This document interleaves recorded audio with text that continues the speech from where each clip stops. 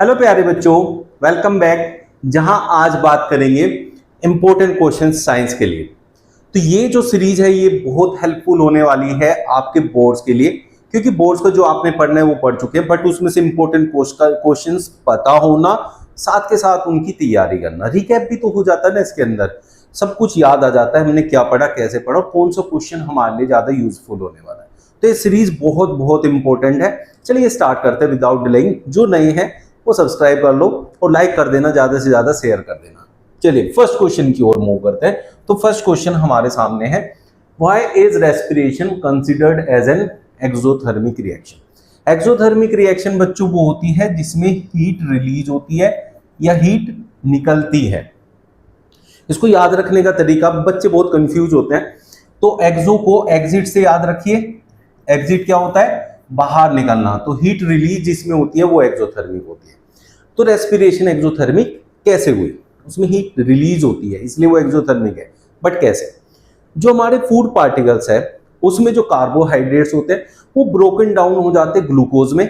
अब ग्लूकोज क्या है? Glucose is C6H12O6। अब जब ये रिएक्शन करता है किसके साथ? ऑक्सीजन के साथ, तो ये बनाता है बच्चों कार्बन डाइऑक्साइड, वाटर, और यहां से रिलीज करता है एनर्जी। अब ये एनर्जी रिलीज होती है और हमारे काम आती है। यहां 6 लगा दो तो ये हो जाता है यहां भी 6, ये बैलेंसिंग भी हो गई साथ में।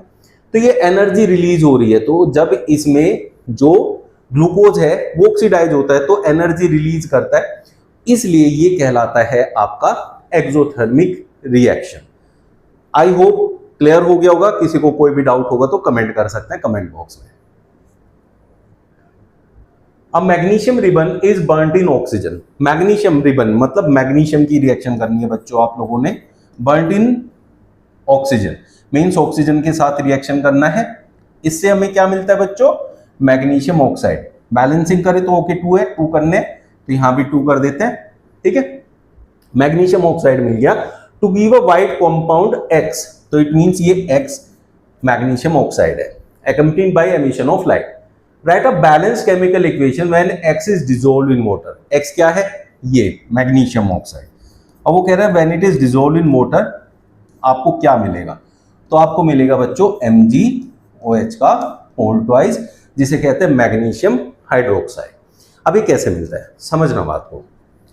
मैग्नीशियम की वैलेंसी है बच्चों 2 और OH की वैलेंसी होती है 1। ये इसके साथ आएगा और ये इसके साथ जाएगा तो बनेगा MgOH का होल ट्वाइस। ये 2 इन दोनों के लिए था, इसलिए से ब्रैकेट में लेके हमें होल ट्वाइस करना पड़ता है। तो आपको क्लियर हो गया होगा कि इसमें क्या मिलेगा और किसकी रिएक्शन किसके साथ करानी है। इंपॉर्टेंट क्वेश्चंस है, ये अक्सर पूछे जाते हैं एग्जाम्स में। Ferrous sulphate decomposes with the evolution of gas. अब फेरस सल्फेट क्या होता है बच्चों? FeSO4 होता है। ये डिकम्पोज हुआ उसने कहा किसके अंदर? With the evolution of gas having a characteristic order of burning sulphur, that is sulphur dioxide. तो सल्फर डाइऑक्साइड, इसमें मिलता है सल्फर ट्राइऑक्साइड और साथ में फेरिक ऑक्साइड Fe2O3। अब बच्चों ये डिकम्पोजिशन रिएक्शन है, क्योंकि एक सब्सटेंस से टूट के एक से ज्यादा सब्सटेंसेस मिले, एक रिएक्टेंट था उससे एक से ज्यादा प्रोडक्ट मिले। तो ऐसी जो भी रिएक्शन होती है उस रिएक्शन को हम डिकम्पोजिशन रिएक्शन कहते हैं। बट ये होता है किसकी हेल्प से? हीट की हेल्प से। तो अब जो हमारी जितनी भी डिकम्पोजिशन रिएक्शन होती है बच्चों, वो डिकम्पोजिशन का मतलब है तोड़ना। और तोड़ कैसे सकते हो आप? कुछ एनर्जी देके, और एनर्जी 3 फॉर्म में दी जा सकती है, हीट, लाइट और सनलाइट। तो यहाँ हीट एनर्जी हमने दी है। जब भी हीट एनर्जी देते हैं उसे कहते हैं थर्मल डिकम्पोजिशन। तो यहां कहा identify the type of reaction, तो हम कहेंगे ये थर्मल डिकम्पोजिशन है, थर्मल डिकम्पोजिशन। अब बच्चों ये आपको रिएक्शन भी साथ में दिखानी है, तो फिर आपको कोई भी डर नहीं रहेगा मार्क्स कटने का। Why do we store silver chloride in dark colored bottle? Silver chloride that is AgCl। ठीक है बच्चों, व्हाइट कलर का होता है। जैसे ही इसे सनलाइट के टच में ये आता है, सनलाइट इस पे पड़ती है, तो ये सिल्वर और क्लोरीन में ब्रेक डाउन हो जाता है। क्लोरीन डायटोमिक होता है इसलिए Cl2 लिखा जाएगा। बैलेंसिंग के लिए 2 यहां 2 यहां। तो जब भी सनलाइट के टच में आएगा तो क्या होगा, सिल्वर और क्लोरीन में टूट जाएगा, व्हाइट कलर ग्रे में कन्वर्ट हो जाएगा। टू अवॉइड दिस हम उसे क्या करते हैं, डार्क कलर्ड बोटल्स में रखते हैं ताकि फोटोलाइटिक डिकम्पोजिशन से इसे हम बचा सके। ठीक है बच्चों, कोई भी डाउट है तो कमेंट बॉक्स में लिख देना। Identify the products formed when potassium iodide, potassium iodide लेना है, Ki दोनों की वैलेंसी सेम होती है। Potassium iodide is added to lead, lead होता है बच्चों Pb, NO3 होता है नाइट्रेट, इसकी वैलेंसी 2 इसकी 1, इसलिए यहां 2 आता है। ये क्या बन जाता है, अब यहां से देखिए क्या बनेगा, is added to lead nitrate solution. अब यहां से पोटेशियम नाइट्रेट आ जाएगा और लेड आयोडाइड हो जाएगा। पोटेशियम नाइट्रेट कैसे लिखोगे आप, KNO3 plus lead iodide PbI2, ये होता है आपका प्रेसिपिटेट जो कि येलो कलर का होता है। प्रेसिपिटेट क्या होता है बच्चों, इसको डाउनवर्ड एरो से शो करते हैं, जहां डाउनवर्ड एरो लगी है इट मींस प्रेसिपिटेट बना है, येलो कलर का होता है, इनसोल्युबल सॉलिड होता है, साफ साफ अलग अलग से दिखाई देता है सॉल्यूशन के अंदर। तो उसने कहा है also name the compound precipitated that is lead iodide. Surface of copper gets coated with black copper oxide, why? Copper जब भी एनवायरनमेंट में प्रेजेंट ऑक्सीजन के साथ रिएक्शन करता है, धीरे धीरे रिएक्ट करता रहता है और कॉपर ऑक्साइड बनाता है जो कि ब्लैक कलर का होता है, बस उसी की वजह से ये होता है। यही आपको उसमें रीजन लिखना है, due to the oxidation of copper.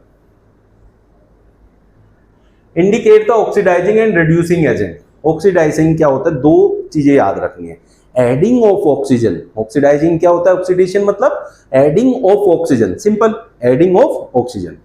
जो चीज ऑक्सीजन के एडिशन से होती है सेम वो ही रिमूवल ऑफ हाइड्रोजन से भी होती है। इट मींस अगर रिमूवल ऑफ हाइड्रोजन है तो भी ऑक्सीडेशन है और एडिशन ऑफ ऑक्सीजन है तो भी वो ऑक्सीडेशन है। अब यहां ऑक्सीजन कहीं नहीं है तो it means removal of hydrogen is called oxidation. देखो H2S, S के साथ हाइड्रोजन था, यहां गया तो हाइड्रोजन हट गया, तो ये हो गया बच्चों ऑक्सीडेशन। ठीक है बच्चों, अभी समझना बात को। और जिसमें एडिशन ऑफ हाइड्रोजन होता है वो होता है रिडक्शन। तो यहां रिडक्शन किसका हुआ है, रिडक्शन तो हुआ है बच्चों क्लोरीन का और ऑक्सीडेशन हुआ है H2S का। जिसका ऑक्सीडेशन होता है वो हमेशा रिड्यूसिंग एजेंट कहलाता है। तो यहां ये रिड्यूसिंग एजेंट है जो आपसे पूछा गया, रिड्यूसिंग एजेंट। और जिसका होता है रिडक्शन वो होता है ऑक्सीडाइजिंग एजेंट।